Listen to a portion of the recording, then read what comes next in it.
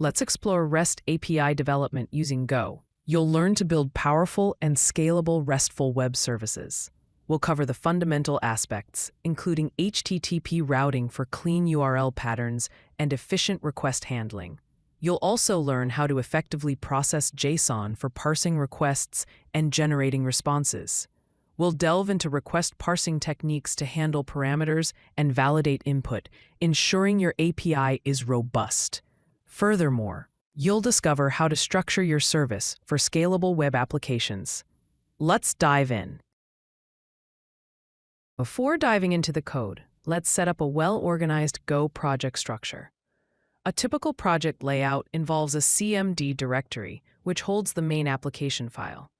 There is an internal directory containing the core application logic, further divided into handlers for request handling and models for data structures.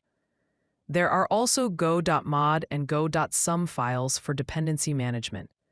To initialize the project, use the command go-mod init API project. Then, install the Gorilla Mux router using go-get github.com/gorilla/mux. Finally, create the necessary directories using mkdir command internal handlers internal models. This structure will help to keep your project organized and maintainable. Now let's create a basic HTTP server using Go's net-HTTP package. This server will listen on port 8080 and handle basic requests. Inside the cmd main.go file, start by importing the FIMT and net-HTTP packages. Then, within the main function, use HTTP handlefunc to associate the root path with a handler function. Print a message to the console indicating that the server is running on port 8080. Finally, start the server using http.listenandserve, passing in the port number and a nil handler. This sets up a simple server that responds to requests at the root path. To handle routing in your Go application, let's explore Gorilla Mux. It provides advanced routing features like URL path variables, HTTP method routing, query parameters, and middleware support. Begin by importing the Gorilla Mux package.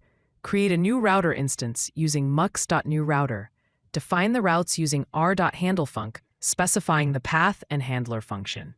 Use methods to restrict the route to specific HTTP methods like GET. Finally, start the server using http.listenandserve, passing in the port number and the router instance. This setup enables you to define routes for various endpoints in your API.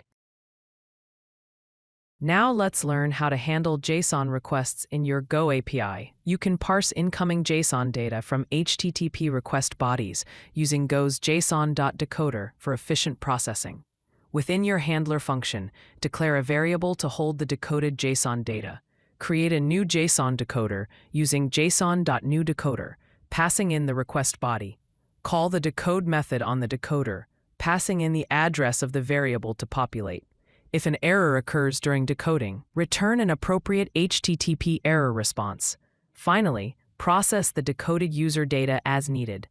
This approach ensures that you can efficiently handle JSON requests in your API.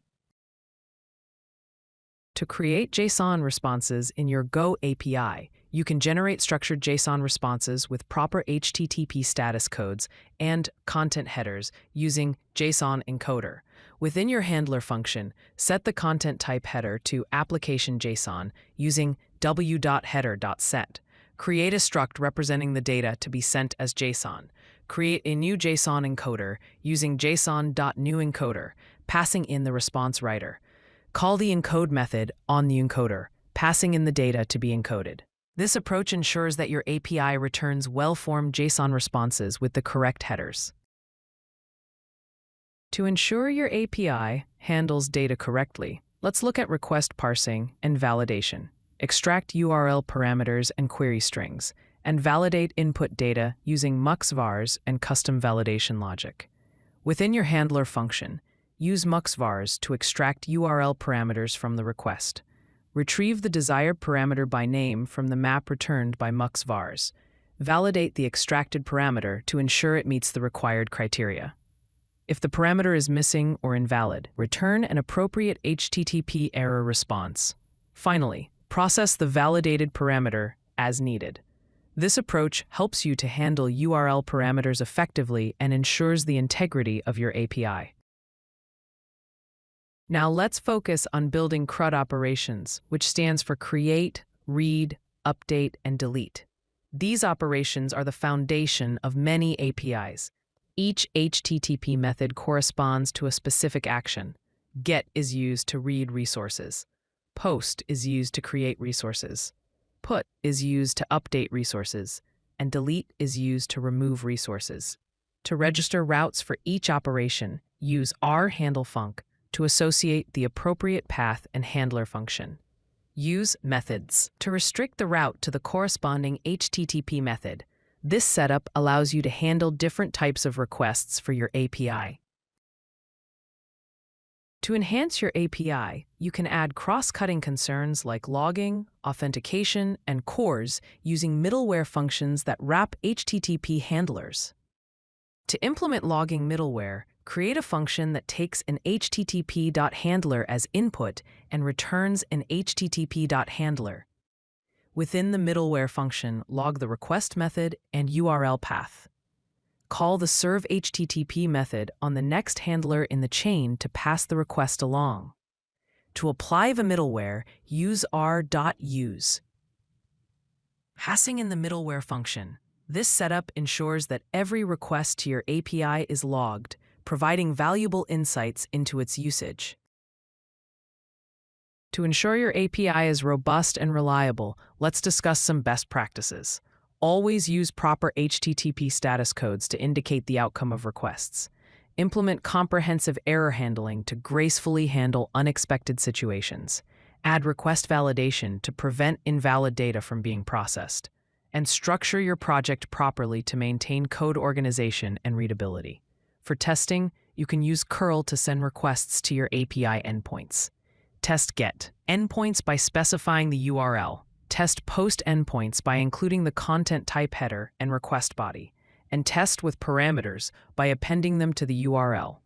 By following these practices, you can build APIs that are reliable, maintainable, and easy to use.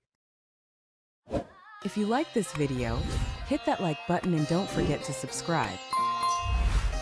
Visit CodeLucky.com for more such useful content.